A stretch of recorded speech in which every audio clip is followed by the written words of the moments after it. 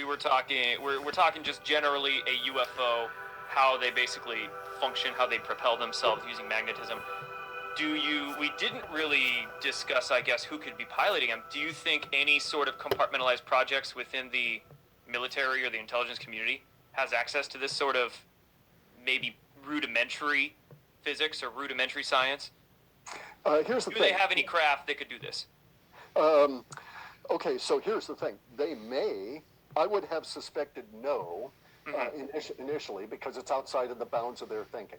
All right, so most of our social order doesn't think about magnetic bubbles and traveling magnetically. That's why I use the word compartmentalized. Could there be just a tiny little group somewhere that, I don't know, is under the control of Lockheed or something like that, might have...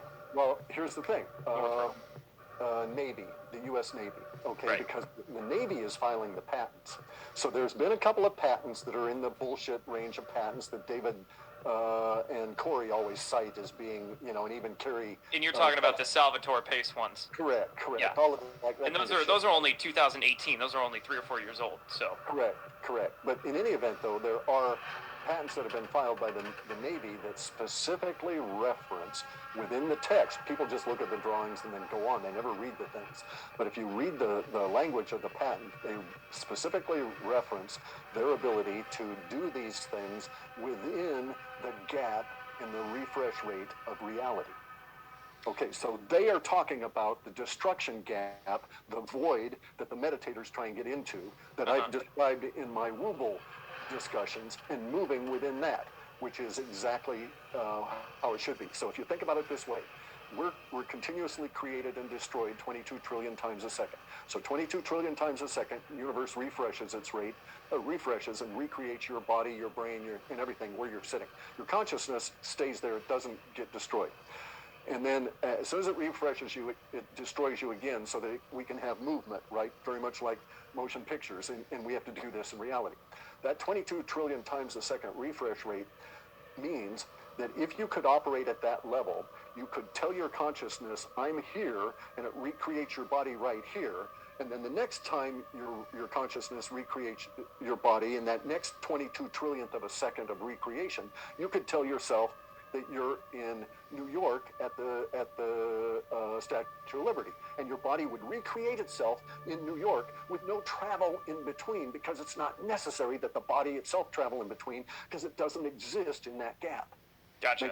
So this is actually the fundamental mechanism that is postulated in all those movies like Jumper, where they jump. Jumper, I used to watch a cartoon when I was young called Dragon Ball Z, and they would have the characters basically do that, instantaneous travel in some regard. And I think even in one of the latest Star Wars movies, they had old Luke Skywalker essentially do that too, where I think it was more of like an astral depiction, but essentially he was getting into that meditative space and had him kind of travel like that. Yeah.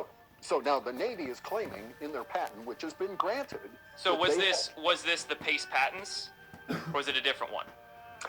I don't think it was. I think it was a different one. It sounds like it might have been different. The Salvatore Pace patents were kind of more standard model physics. Yeah, it wasn't impressive. Do you know how old these particular patents are? Talking about the destruction rate. I'll have to go and look it up.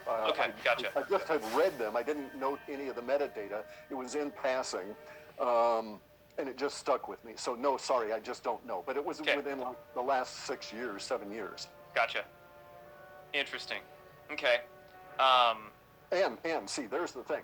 You're quite correct. All of the other patents we see proffered for any of this kind of stuff is all regular standard physics model stuff, right? Yeah. With the exception of Bob Lazar, who's describing in his own words what I'm also describing. Okay, he's talking about it with the gravity amplifiers and all of that, but in fact we're not talking gravity or any of that. We're talking magnetics, and they just didn't tumble to the values or to the idea of what was actually going on. So they were just looking at it in a different model than the magnetics, and if they looked at it in the magnetics, maybe they would have been able to make more progress. So I know from my contact with some of these military subcontractors who have been impressed with my thinking about the Wooble,